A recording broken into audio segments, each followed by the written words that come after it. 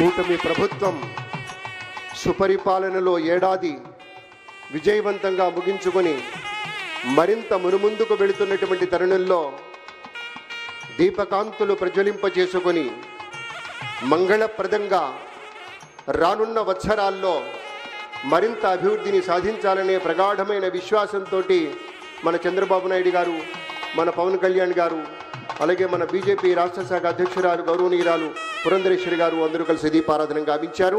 June 4వ తారీఖు నాడు రాష్ట్ర చరిత్రనే మార్చిన రోజు, ప్రజాస్వామ్యం గెలిచిన రోజు, బాబాసాహెబ్ డాక్టర్ బిఆర్ అంబేద్కర్ గారు రాసిన రాజ్యాంగం గొప్పతనం ఏంటో ప్రజలు చూపించిన రోజు. అందరూ కూటమి గెలిచింది, తెలుగుదేశం పార్టీ గెలిచింది, జనసేన పార్టీ గెలిచింది, లేదంటే భారతీయ జనతా పార్టీ గెలిచింది అంటున్నారు. కానీ గెలిచింది కూటమి పార్టీలు కాదు, గెలిచింది ఆంధ్ర రాష్ట్ర ప్రజలు.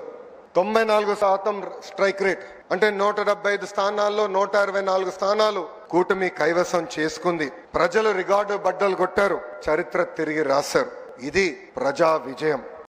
రాజ్యాంగం ఎంత గొప్పదైనా దాన్ని అమలు చేసేవారు చెడ్డవారైతే చెడ్డ ఫలితాలు వస్తాయని ఆనాడు డాక్టర్ బిఆర్ అంబేద్కర్ గారు అన్నారు. గత 5 ఏళ్ల విధ్వంస పాలన మనందరం చూసాం. 10 లక్షల కోట్ల అప్పు చేశారు. ఆంధ్రప్రదేశ్ ని అప్పుల ప్రదేశ్ గా మార్చేశారు. ఒక కొత్త కంపెనీ తీసుకురాకపోగా ఉన్న కంపెనీల్ని పక్క రాష్ట్రానికి తరిమేసే పరిస్థితి మనందరం చూసాం. దేశంలో ఎక్కడైనా పెట్టుబడులు పెడతాం గాని ఒక్క ఆంధ్ర రాష్ట్రంలో మటుకు మేము పెట్టుబడులు పెట్టమని ఆనాడు లూలు సంస్థ ఏకంగా బహిరంగంగా చెప్తాం జరిగింది. అలాంటి పరిస్థితిలో ఆనాడు ఆంధ్ర రాష్ట్రం ఉంది. ఒక్క రోడ్డు వేయలేదు, కనీసం రోడ్డు పైన ఉన్న గుంటలు కూడా ఆనాడు పూడ్చలేదు. ఒక్క సాగునీటి ప్రాజెక్ట్ పూర్తి చేయలేదు. వరం లాగున్న డ్రిప్ ఇరిగేషన్ ఏకంగా ఇచ్చే సబ్సిడీ కూడా రద్దు చేశారు. ఇంకా వెలుగొండ ప్రాజెక్ట్ పూర్తి కాకుండా ముందల్నే జాతికి అంకితం చేసే సందర్భాలు మనం చూసాం.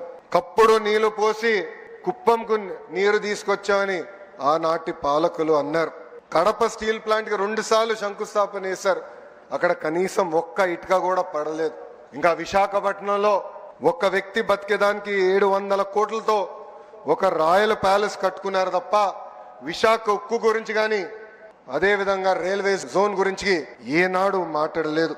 5 ఏళ్లు అరాచక పాలన ప్రజలు చూశారు. ఏకంగా దళితుల్ని చంపి డోర్ డెలివరీలు చేసిన రోజులు ప్రజలు చూశారు. కోవిడ్ సమయంలో మాస్క్ అడిగినందుకు ఒక డాక్టర్ ని ఎంత కిరాతకంగా చంపారో ప్రజలు చూశారు. అక్కని వేధించాడని కంప్లైంట్ చేసిన ఒక అమర్నాథ్ గౌడ్ ని ఏకంగా పెట్రోల్ పోసి తగలబెట్టి చంపేసిన రోజులు ప్రజలు చూశారు. ప్రశ్నిస్తే లాఠీ దెబ్బలు, కేసులు, అరెస్టులు. ఇంకా విధ్వంస పాలనపై ప్రజలు తిరుగుబాటు చేశారు. అందుకే పెద్ద ఎత్తున కూటమిని ప్రజలు ఆశీర్వదించారు, దీవించారు.